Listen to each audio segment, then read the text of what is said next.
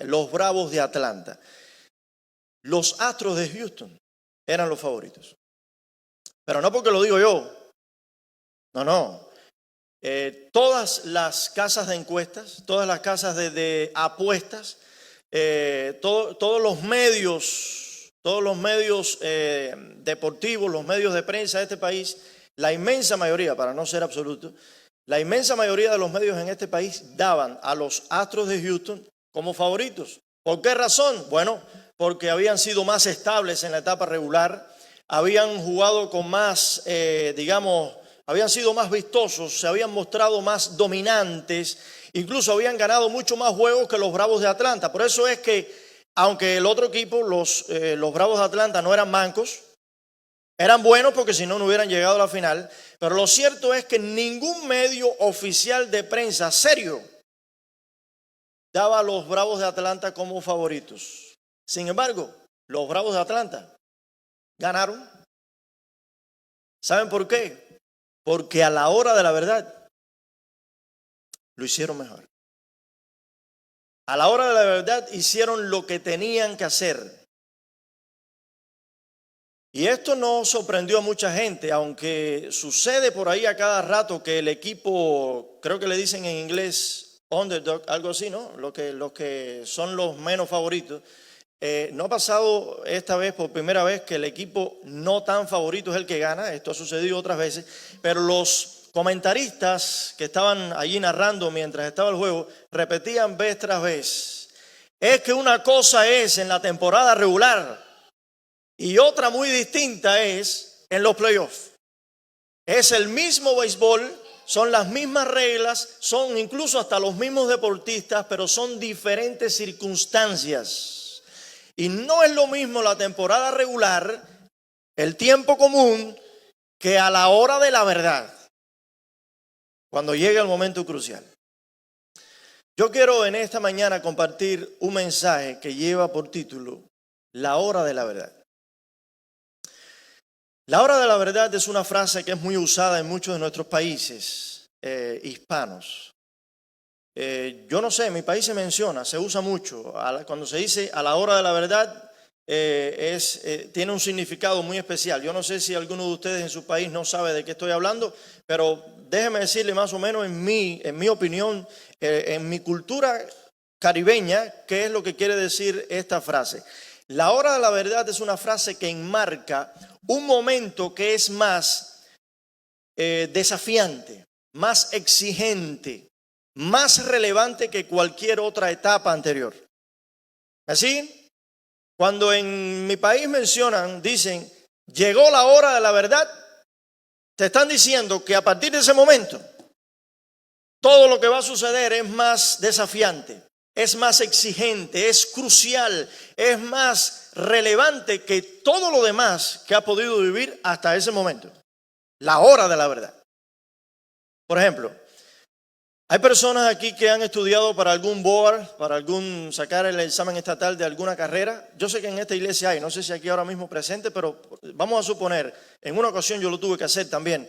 Te pasas meses estudiando, meses y meses y meses, y todos esos meses hasta incluso bajas de peso sin hacer mucha dieta porque estás preocupado, ¿sí o no? Estás ahí pendiente, a veces ni comes pensando en el examen y estudiando el examen y estudias y en ocasiones hay una salida familiar y tú ni vas al restaurante donde sea que van a ir porque tienes que estudiar para el examen y así sucesivamente. Pero el día que llega el examen, que ya tú estás lista para salir a hacer el examen, se levanta tu esposo y te dice, mi amor, llegó la hora de la verdad.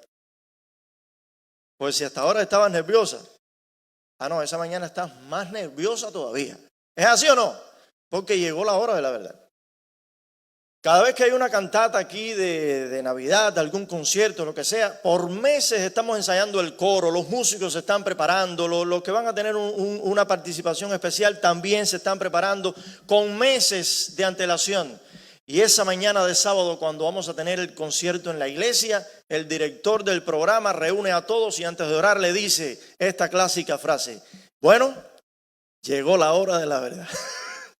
Y ahí todo el mundo dice, bueno, suspira profundo, el corazón le late un poquitico más, porque esa frase no solamente marca más desafío, más exigencia y más relevancia, sino que también nos pone un poco más nervioso a todos los que le prestamos atención a los detalles y queremos que las cosas salgan como hemos previsto. Cada mes o con la frecuencia que tú recibes tu cheque, vamos a suponer que tú tienes una economía bastante estable, así que separas un poquito de tu cheque y lo guardas. Eso es muy importante. Yo no sé si lo puedes hacer o no, pero es muy importante que tú puedas guardar al menos 5 o 10 dólares cada mes o cada vez que recibes un cheque para que tengas un backup ahí, ahorro, para que tengas estabilidad. Y lo has podido hacer hasta ahora, pero vamos a suponer un día pierdes el trabajo y tu esposa te dice, bueno, mi amor, llegó el momento de apretarse el cinturón. Llegó la hora de la verdad. Y la hora de la verdad es una frase que se aplica no solamente a las cosas cotidianas, seculares de este mundo, también se aplica a la vida cristiana. Hay varios textos, hay varias historias bíblicas que te pueden dar a entender, te pueden sugerir que la hora de la verdad también existe en la vida cristiana, pero te voy a dedicar uno, te voy a compartir uno de forma especial. Ahí en el libro del profeta Jeremías, capítulo 12, hay un versículo que dice, si corriste con los de a pie y te cansaste, ¿cómo vas a contender con los de a caballo? O sea, los de a pie, ¿cuándo es? La etapa regular. Es en los tiempos normales. Eso es los de a pie. Pero cuando la Biblia te dice que no siempre va a ser a pie, sino que va a haber un momento que vas a pelear contra los de a caballo, eso te quiere decir que va a haber un momento que va a ser la hora de la verdad. Si hasta ahora había sido un cristiano fiel, guardador del sábado, fiel en los diezmos, que predicaba el evangelio, que no faltaba un culto, que cantaba, que siempre tenía la alegría, que siempre saludaba a todos con un cristianismo y un dinamismo muy lindo. No, pues prepárate, cuando lleguen los de a caballo, queremos que siga siendo fiel, que siga siendo un buen guardador del sábado, que sigas con la misma sonrisa, que sigas con la misma alegría, porque a la hora de la verdad, no es que Dios quiere que tú te mantengas igual, no, Dios quiere que aún más seas cristiano, que seas fiel aún más, que te aferres a Él aún más a la hora de la verdad. Yo me puedo pasar todo un año aquí parado detrás del púlpito, predicándole a ustedes 30 sermones sobre cómo solucionar las crisis matrimoniales, sobre cómo arreglar los problemas que tienes con tus hijos, sobre cómo mantener la familia unida, hacer el altar de oración y un sinnúmero de cosas más. Eso es cuando vamos con los de a pie, cuando vamos en tiempos normales en esta vida. Pero cuando el problema soy yo el que tengo que solucionarlo, cuando el problema es en mi matrimonio, cuando el problema es con mis hijos, ahí ya no es más a pie, ahora es a caballo. Ya no es el tiempo normal, ahora es la hora de la verdad. Cuando yo tengo que todo lo que dije aquí, a pesar de que lo dije con convicción y aprendido de memoria, cuando eso lo tengo que poner en práctica. Yo quiero que hasta aquí todos tengamos bien claro esto, querida familia. La vida cristiana no es solamente de decir cosas, de aprenderse cosas, de saberse principios, de dominar temas bíblicos, de dominar la escritura, incluso predicar con poder la palabra del Señor. Hay momentos en que va a ser la hora de la verdad nuestra, en que todo eso que sabemos o hemos escuchado lo vamos a tener sí o sí que poner en práctica. Todos nosotros en la vida cristiana vamos a tener una hora de la verdad. Y no quiere decir necesariamente que la hora de la verdad va a ser allá en la persecución o antes de Cristo venga o 2 o 3 días antes. No. La hora de la verdad nuestra puede ser a cada momento en la vida. Cuando salgas aquí de la iglesia puedes tener tu momento de la verdad. Ahí Satanás te puede tentar o Dios te puede probar y tú necesitas demostrar de qué estás hecho y qué es lo que eres. Ese es tu momento de la verdad. En fin. La hora de la verdad es una frase que se usa para enmarcar un momento, una situación que es más desafiante, más exigente, más relevante y mucho más crucial que cualquier otra etapa anterior de la vida. Ahora yo quiero ir a la iglesia de Cristo Jesús. Después de haber entendido esto, me gustaría aplicar un poco a qué tiene que ver esto con la vida de la iglesia, con la vida de todos nosotros, de la vida cristiana de forma personal. La iglesia de Jesús era una iglesia especial. A veces nosotros somos demasiado exigentes con la iglesia de Jesús de 12 miembros, pero, bueno, 12 miembros oficiales, pero ya después vamos a ver, habían algunos más que seguían a Jesús. Pero fue una experiencia linda. Jesús fue pastor alrededor de 3 años, vamos a decir. Alrededor de 3 años fue pastor de una iglesia que tenía oficialmente al menos 12 miembros. Y esa iglesia fue una iglesia muy bendecida con Jesús. Jesús era un líder espectacular, un líder como nadie, por bueno que sea en este mundo, puede emular todo lo que Jesús hacía. Con Jesús allí en el liderazgo de la iglesia pudo ser testigo, pudo disfrutar de los momentos más espectaculares que una iglesia pueda vivir en esta tierra. Todos los milagros o casi todos los milagros que Jesús hizo en su ministerio, aquella iglesia los vio. ¿Cuánto quisiera la iglesia de Fort Myers tener un líder, tener un pastor, por decirlo así, que sane a los enfermos, que dé vista a los ciegos, que sane, que limpie a los leprosos, que saque fuera demonios, que incluso que resucite muertos? Fíjense cuántas cosas hacía Jesús con esa iglesia, porque muy difícil tú vas a ver ahí un milagro, si los hay, pero muy difícil tú vas a ver que Jesús hizo un milagro sin que la iglesia estuviera mirando. La iglesia fue testigo de todo eso, ya por ahí eran grandemente bendecidos. Era una iglesia que tenía el poder que Cristo Jesús les daba. Ellos convocaban multitudes y reunían multitudes. Ellos le predicaban a multitudes y alimentaban a multitudes. No todas las cosas en esa iglesia lo hacía Jesús. No. A veces Jesús, muchas veces Jesús delegaba en ellos. Cuando hubo que buscar un burrito para entrar a Jerusalén, no lo hizo Jesús. Jesús lo delegó en sus líderes. Era una iglesia saludable, una iglesia enfocada, una iglesia que sabía lo que tenían que hacer. Así que fueron allí los discípulos y consiguieron el burrito. Cuando había que conseguir un lugar donde hospedarse por allá en una ciudad, Jesús mandó a los discípulos que consiguieran el hospedaje. Cuando hubo que, a ver, ¿qué otra cosa? Cuando hubo que, la Santa Cena, ¿no? Buscar el aposento alto, allí donde iban a tener la última cena. Jesús siempre delegaba en sus discípulos todo lo que había que hacer. Cuando hubo que conseguir comida para alimentar a los 5,000, Jesús hizo el milagro y multiplicó la comida, pero la comida la buscaron los discípulos. ¿No recuerdan ese detalle? O sea, los discípulos estaban enfocados, sabían lo que tenían que hacer. Y no siempre hacían todas esas cosas al lado de Jesús. A veces Jesús los dejaba solos y solos también lo hacían.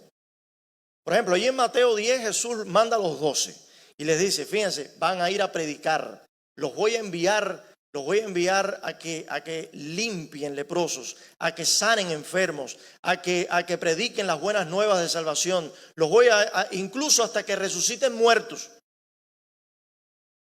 Y yo les voy a decir algo, algunos de ellos tal vez tuvieron una experiencia no esperada, pero algunos lo lograron. Jesús los mandó. Y cuando tú vas siguiendo la ordenanza de Jesús y con la bendición de Jesús, tú tienes también en tu vida la victoria de Jesús. En otra ocasión Jesús envió a los discípulos con 70 miembros más, 70 seguidores más. Y les dijo, los voy a mandar como corderos en medio de los lobos, pero van a obtener la victoria. Y regresaron victoriosos, fueron solos. Fíjense cómo les digo, la iglesia de Jesús era una iglesia bendecida, pero eso era en los tiempos normales, en la etapa regular, en la etapa clasificatoria. Cuando llegó la hora de la verdad, ahí la cosa se complicó un poco. Hubo un momento en la iglesia de Jesús que llegó la hora de la verdad para ellos. Yo pudiera decirles que esa hora de la verdad fue esa última semana, eso que conocemos hoy en día, o muchos cristianos conocen como la Santa, ¿cómo es? La Semana Santa. Esa semana, desde la entrada triunfal de Jesús a Jerusalén hasta su resurrección, esa semana fue la hora de la verdad para la iglesia de Jesús. Y ya les dije que era una iglesia buena, no vayas a creer tú que era un desastre. No, una iglesia muy buena, hacían muchas cosas que quisiera hoy en día la iglesia más saludable que hay en este mundo hacer. Era una iglesia muy buena. A la hora de la verdad, cuando más tenían que estar unidos, fue cuando más discutieron, cuando más pelearon. A la hora de la verdad, cuando más tenían que estar orando y velando, fue cuando más se durmieron. Porque, a ver, yo quiero que prestes atención a esto. Los discípulos eran personas que estaban acostumbradas a trasnochar. Eran personas que pasaban noches enteras pescando. Y yo nunca he leído en la Biblia que los pescadores estaban ahí, los discípulos estaban pescando y se quedaban dormidos mientras estaban pescando. No, se pasaban noches enteras pescando y no se dormían. A la hora de la verdad, cuando tenían que velar y orar por unos minutos, se quedaron dormidos. A la hora de la verdad, cuando más tenían que estar confiando y dependiendo en Dios, se desanimaron. A la hora de la verdad, cuando más tenían que estar apoyándose los unos a los otros, todos lo que hicieron fue huir. A la hora de la verdad. ¿Te das cuenta? ¿Cómo es bíblico que muchos de nosotros, los cristianos, somos muy buenos en tiempos normales, pero a la hora de la verdad a veces nos quedamos cortos? ¿Es bíblico? Es bíblico. Yo quiero ir más allá, quiero ir no solo a la iglesia de Jesús, quiero ir a un líder muy espectacular, muy especial dentro de la iglesia de Jesús que se llamaba Pedro. Pedro, pudiéramos decir, era el líder por excelencia dentro de la iglesia de Jesús. No es que era perfecto, pero era el líder. Era el líder.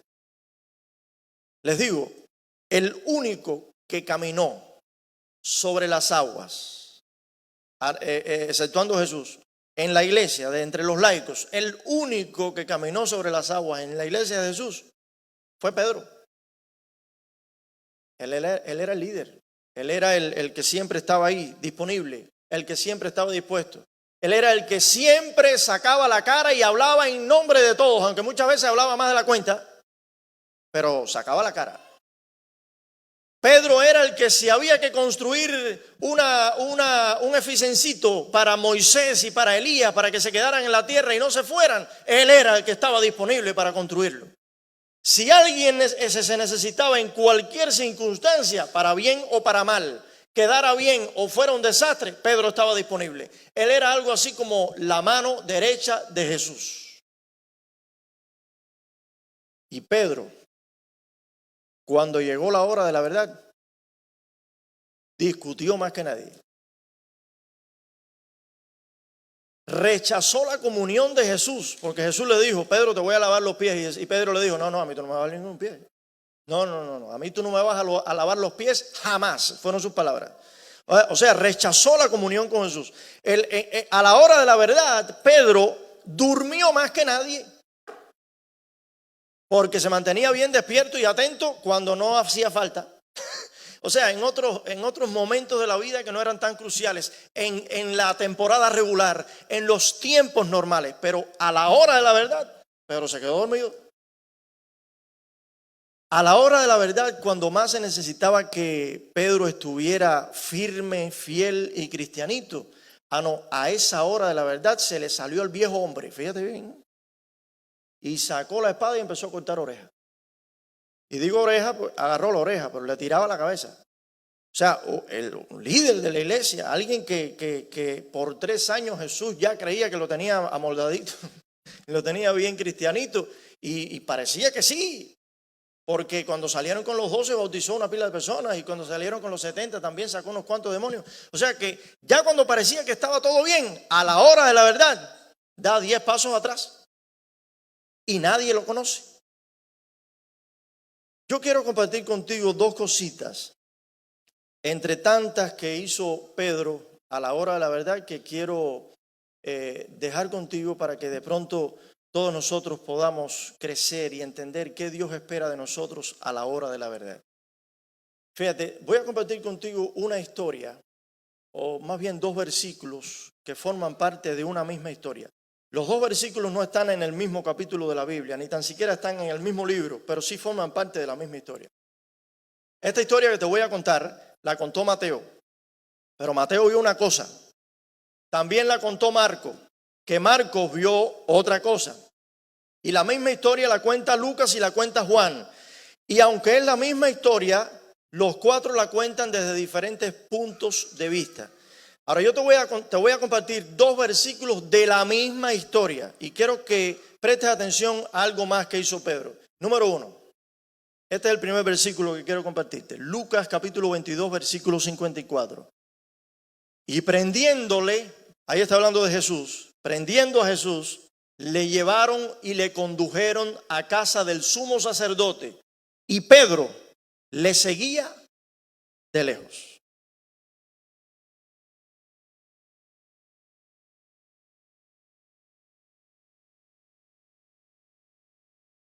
Este Pedro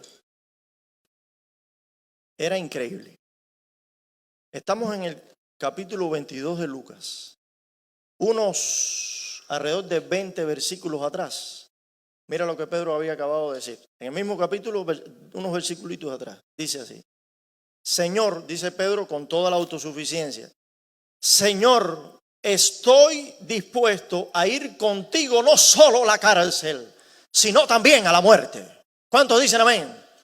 Muy bien, amén. Pero eso era en tiempos normales.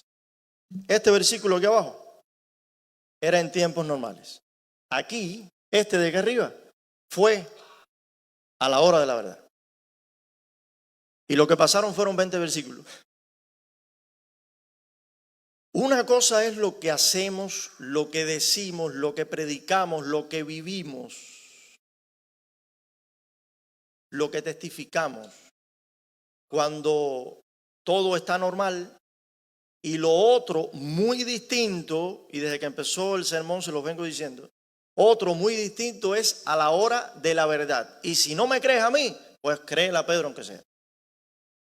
Unos versos antes, Pedro había asegurado con esa confianza o autoconfianza que él tenía, que no solo la cárcel, si había que morirse con él, que contara con él, que él se moría con él.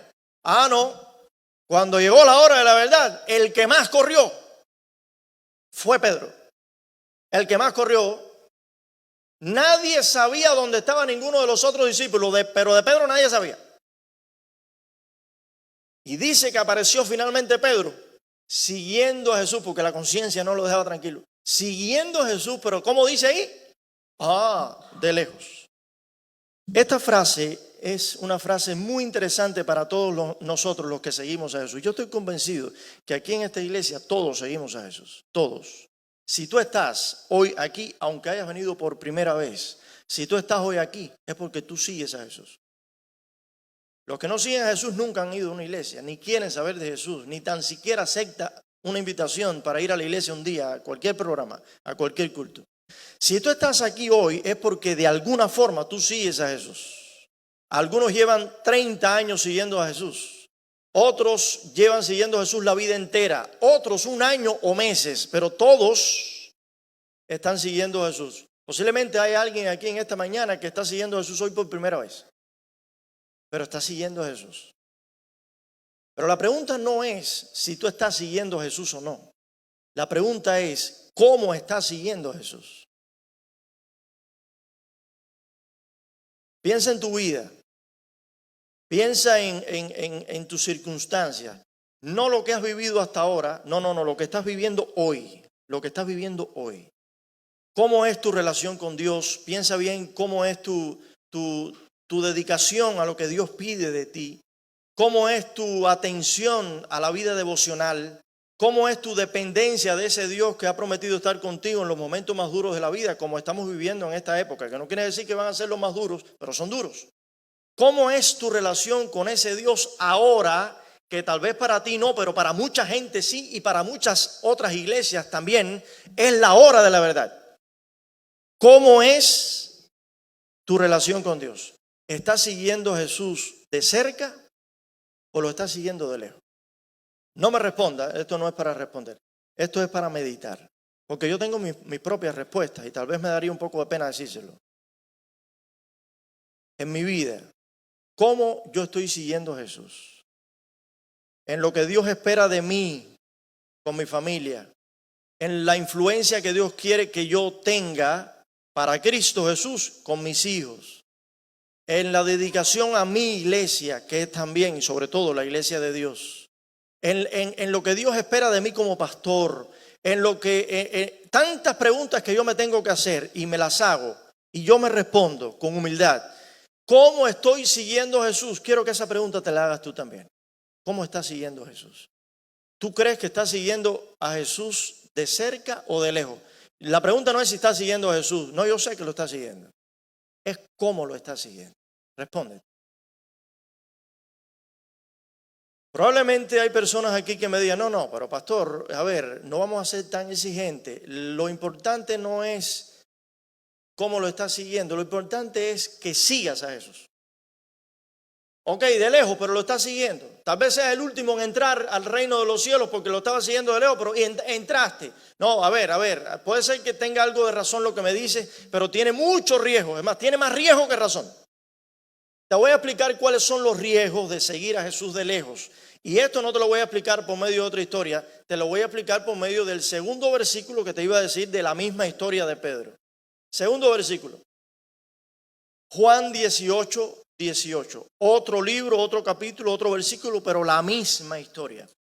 Y estando en pie los siervos y los alguaciles que habían encendido un fuego, porque hacía frío y se calentaban, y también con ellos estaba Pedro en pie, ¿cómo dice ahí? Calentándose. Te voy a explicar una lección, te la voy a decir, te la voy a repetir incluso, porque necesito que prestes mucha atención y que nunca se te olvide esto. Cuando tú comienzas a seguir a Jesús de lejos, terminas calentándote de cerquita con los impíos.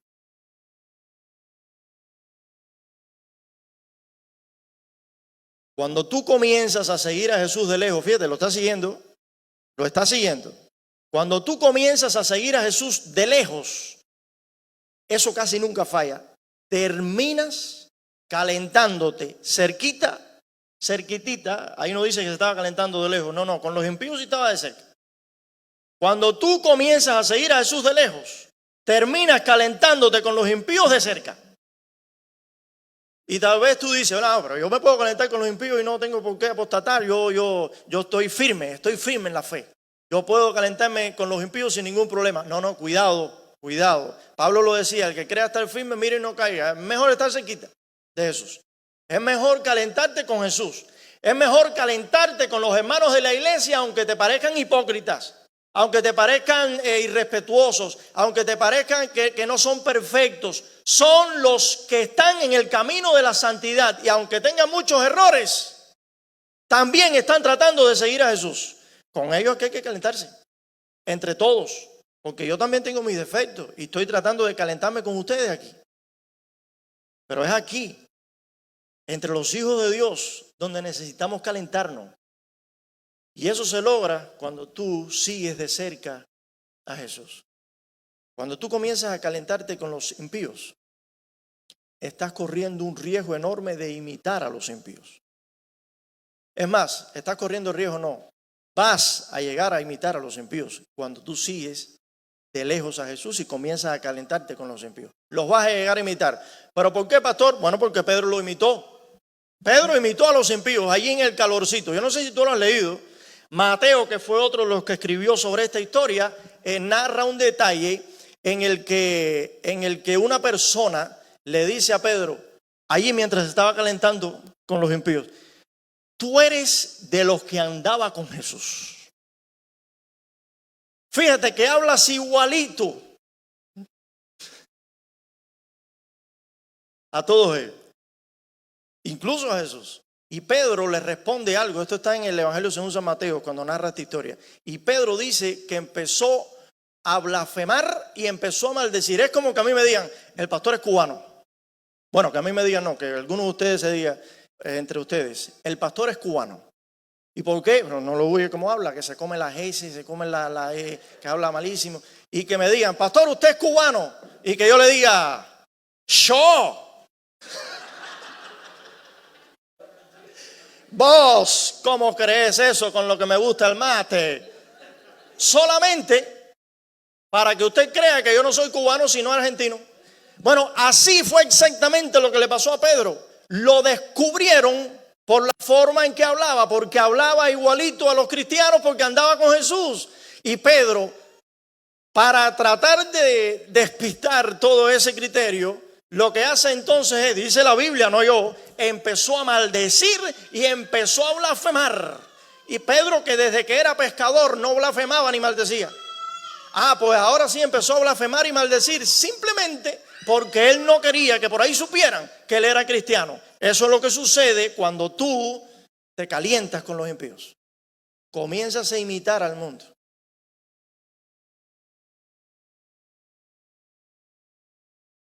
Y número 2, y no menos importante, terminas negando a Jesús.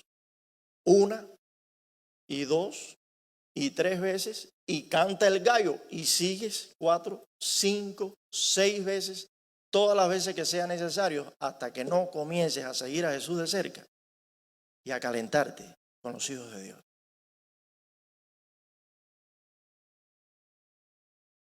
Yo quiero terminar en esta mañana con una pregunta clave, que ya la he hecho, pero que es tal vez lo más importante. En tu vida, en tu experiencia cristiana, cuando miras ahí a tu corazón, respóndete esta pregunta: ¿cómo estás siguiendo a Jesús? ¿Has estado por estos tiempos cruciales, desafiantes, exigentes, relevantes?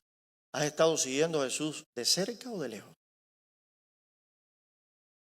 ¿Con quién te has estado calentando por estos tiempos? ¿Con los impíos o cerquita de Jesús?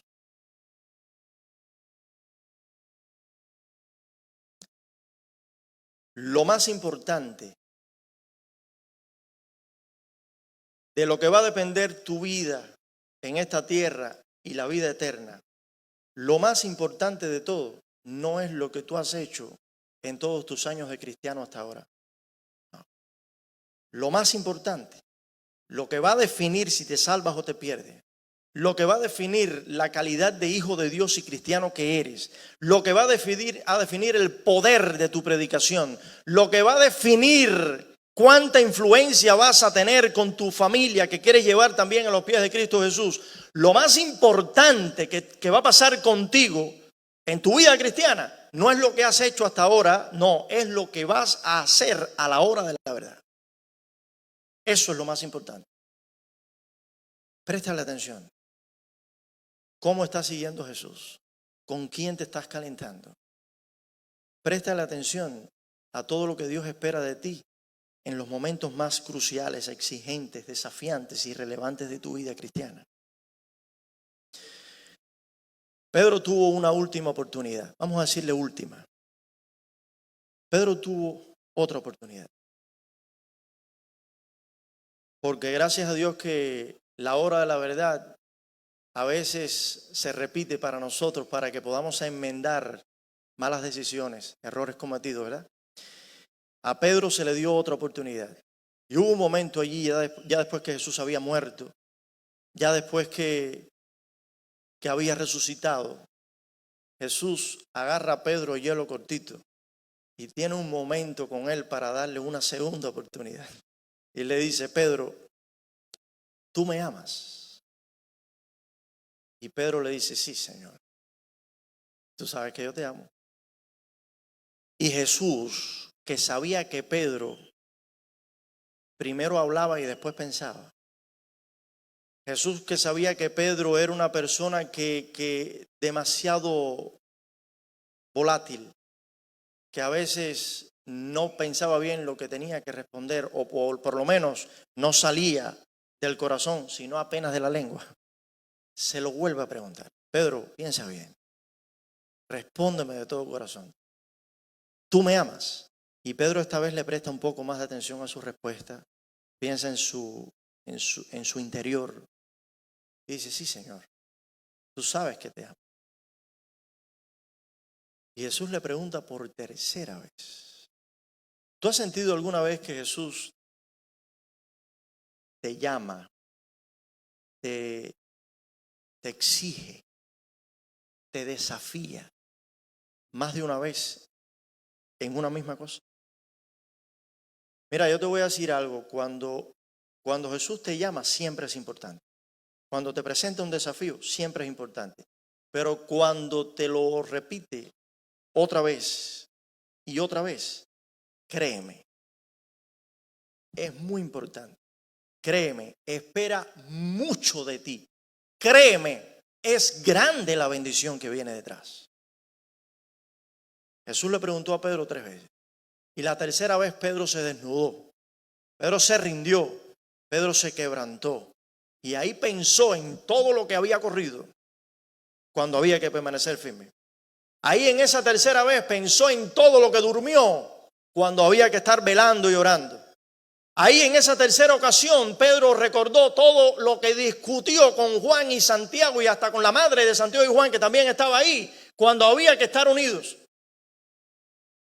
Allí Pedro le pasó como una película todo lo malo que había hecho, los metros que había en la distancia que estaba siguiendo a Jesús, el calorcito que agarró con los impíos, la blasfemia, las maldiciones, todo lo que hizo le vino ya a su mente. Pero Pedro, completamente desnudo y quebrantado, cayó a los pies de Jesús y le dijo, sí, Señor, con lágrimas en sus ojos, tú sabes que te amo. Y Jesús le dice, apacienta mis ovejas. Y ahí sucedió algo tan increíble, porque si la escena se acabara aquí, fuera digna de cualquier cierre, de cualquier historia, de la más sublime de las historias. Pero la historia no se acaba ahí, porque Pedro tenía una habilidad para dañar los momentos. Era un talento natural que él tenía para echar a perder. Eso no lo estudió, eso él lo sabía, le salía así, era un don nato que tenía, para echar a perder los momentos. Jesús allí con Moisés y con Elías y Pedro tratando de construirle enramadas y así sucesivamente. Y en ese momento en el que tenía esa conexión tan íntima con Jesús, le pasa a Juan por atrás. Y Pedro le dice a Jesús, y a este tú no le vas a preguntar si te ama.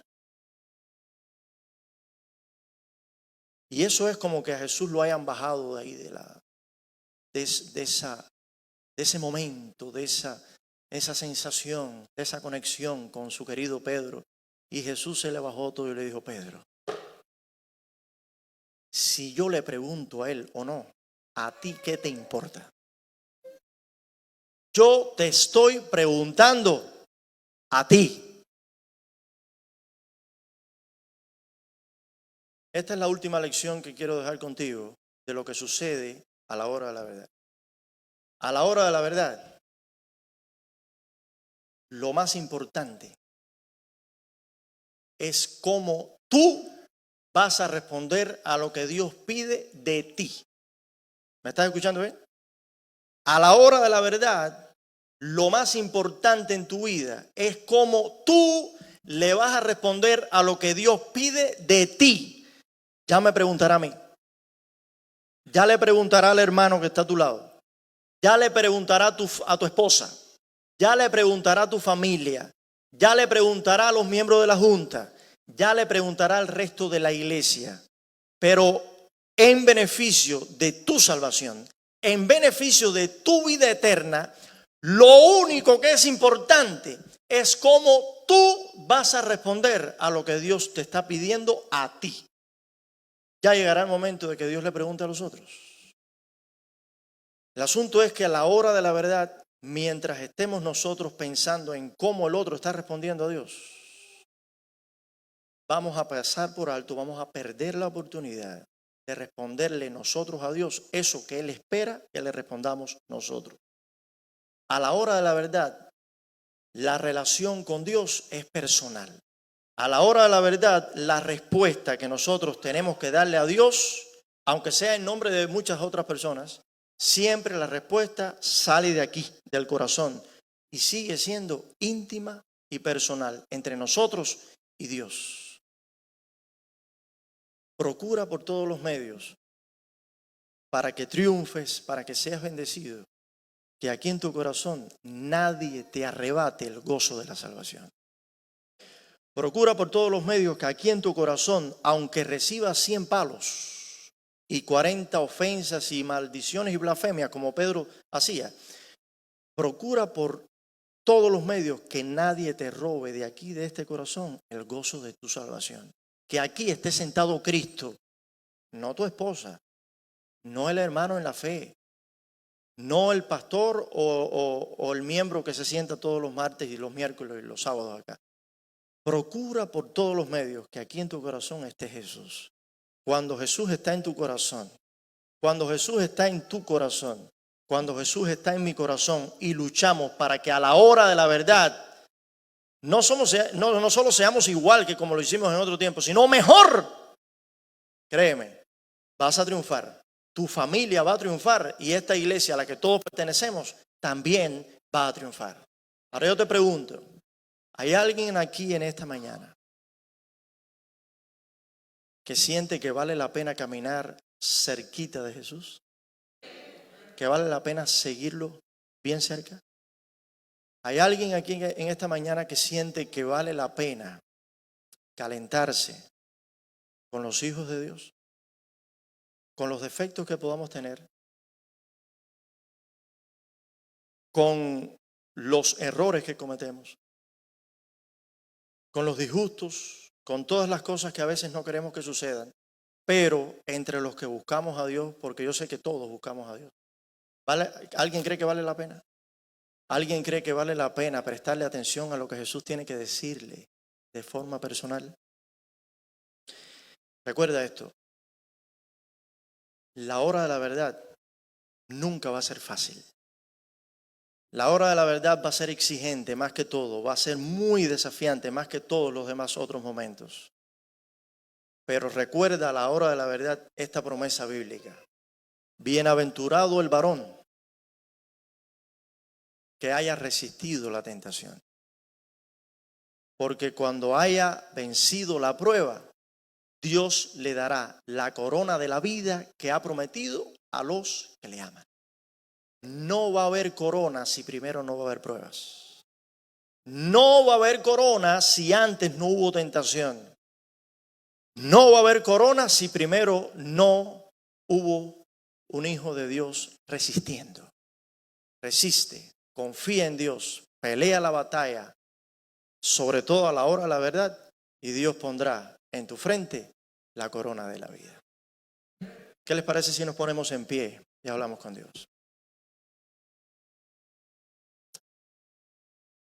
Santo Dios que moras en los cielos, te damos muchas gracias por este lindo sábado que nos diste acá en tu presencia. Gracias por tu compañía, gracias por tu inspiración, gracias por escuchar nuestras alabanzas, gracias por recordarnos todo lo especial, todo lo valioso que eres para nosotros y también recordarnos todo lo que nosotros tenemos que hacer como un desafío, como un compromiso con esta tu iglesia y con esta tu obra.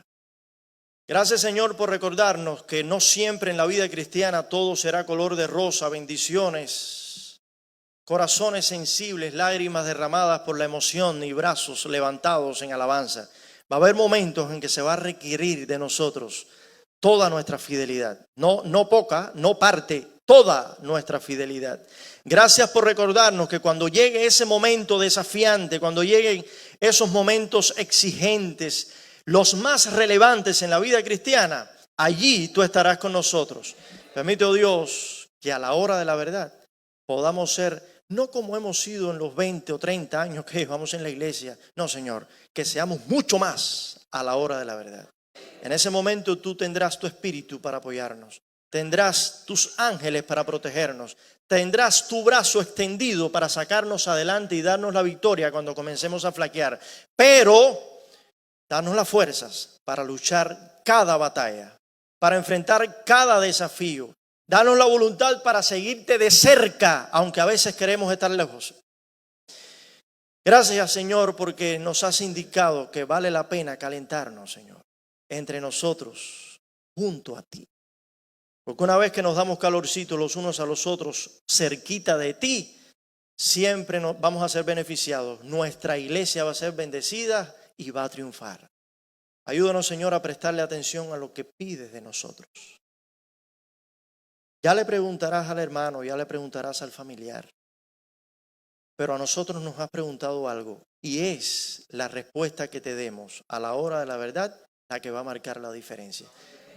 Define este mensaje en nuestras vidas y llénanos del poder y la influencia de tu Espíritu Santo para tomar las decisiones correctas. Por el bendito nombre de Cristo Jesús lo pedimos todo y te damos las gracias. Amén. Muchas gracias, querida iglesia, gracias por venir, gracias por habernos acompañado. Que la paz de Dios y su bendición esté en nuestros corazones. Amén.